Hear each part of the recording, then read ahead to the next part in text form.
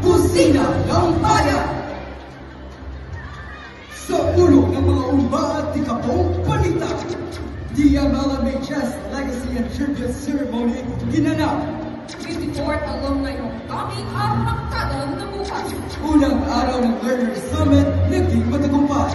DMLMHS RBT naghahanda para sa RSPC 2026. DMLMHS naglunsad ng Project Bridge Workshop para palakasin ang kultura ng pananaliksik. At alamin natin ang latest sa second day ng Learner Summit.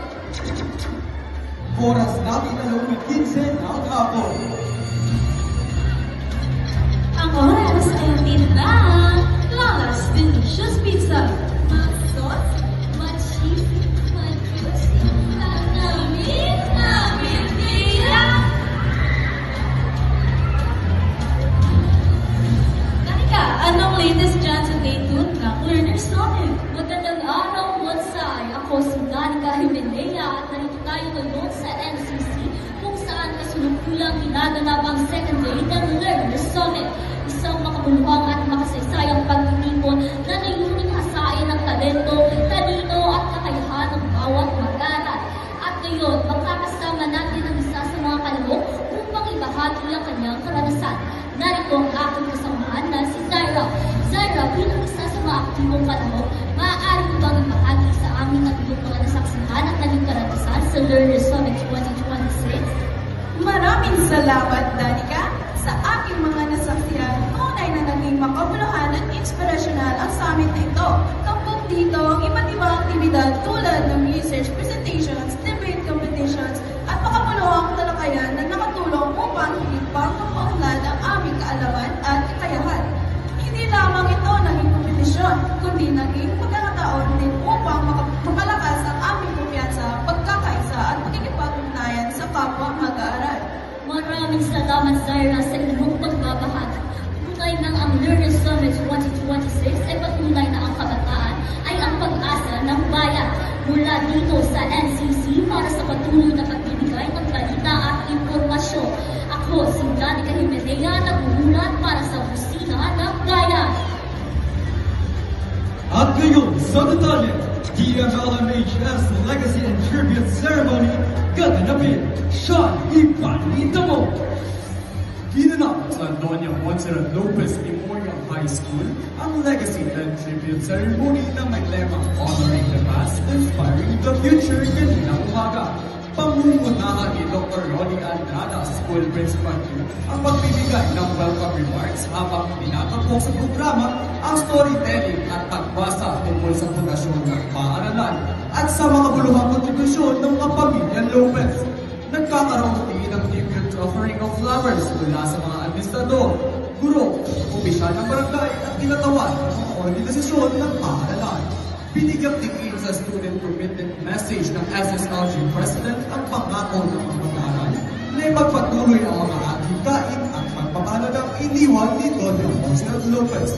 Sean Garboso nagbabalita. 54th Alumni Homecoming ang magtagal na bukas. May balita si Trish. Magbabalik ang mga dating mag-aaral ng Doña Montserrat Lopez Memorial High School sa ikatulong po ng Pebrero para sa taon ng Alumni Homecoming na pangungunahan ng Batch 2001. Inaasahang dadalo ang mga alumni mula sa iba't ibang batch upang muling makasama ang kanilang mga dating kaklase at guro sa isang araw ng pagbabalita at pagkakaisa. Magsisimula ang programa sa Watergate na susundan ng maikling palatuntunan, presentasyon at iba't ibang aktibidad para sa mga lumanong alumni. Layunin ang pagtitipon at pagtibayin ang samahan ng mga dating pag-aaral at pagbigay suporta sa mga proyekto ng paaralan para sa kapakanan at kasalukuyang henerasyon ng mga estudyante. Nagugulang para sa Busina ng Bayan, Trish Lira. Salamat, Trish! Magbabalik ang Busina ng Bayan pagtapos lamang ito. Zaira, bakit lagi kang nagbabasa? Kasi mahalaga yan. Ayon sa datos, siyang sa bawat 10 Pilipino ang marunong magbasa. Pero pito lang hindi sapat na pag-unawa sa kanilang binabasa. Ibig sabihin, hindi sapat na marunong lang magbasa? Tama! Kailangan din ang pag-unawa. Sa buong mundo nga, anim sa bawat 10 bata, hindi pa naaabot ang sapat na kasanayan sa pagbasa.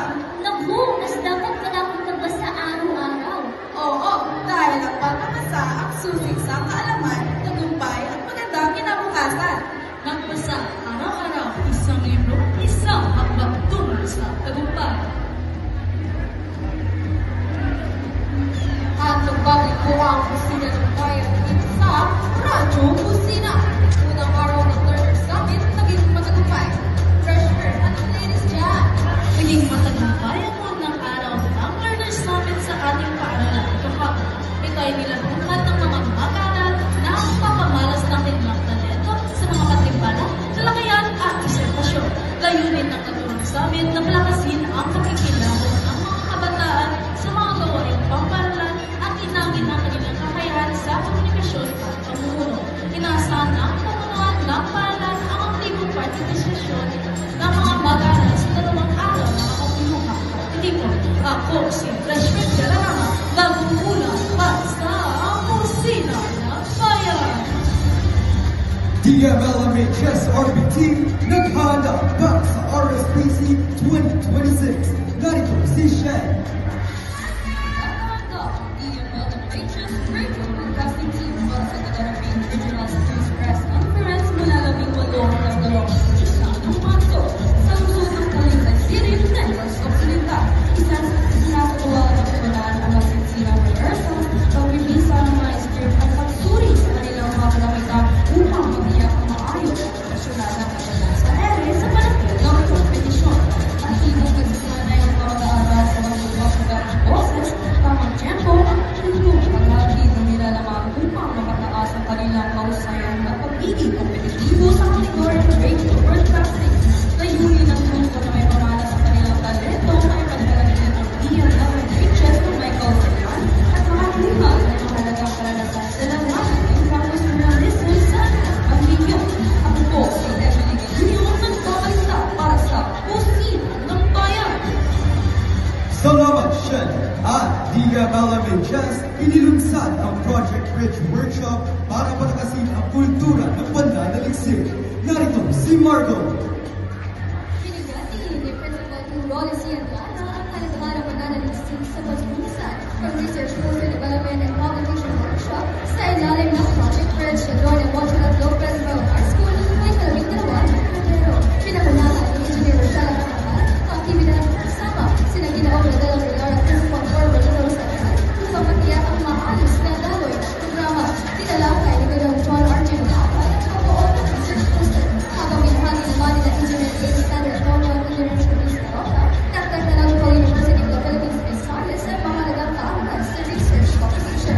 Nagkalawang ng guiding hands-on activities ang mga kalabong na agad nila tinirapan ang kanilang nakuliwan ng pagkakas ang makaunat ang kanilang mga pananaliksik para sa Kusina ng Bayan ng Margot Reyna, Tumulan.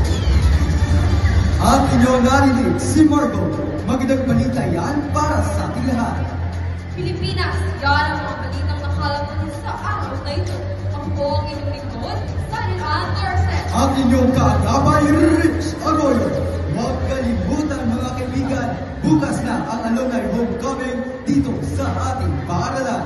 Maraming salamat at hanggang sa muli. DZRX Radyo Kusina 10.5 sa inyong mga talingit-kita. Balitang atin ay magkakatulaan. DZRX Radyo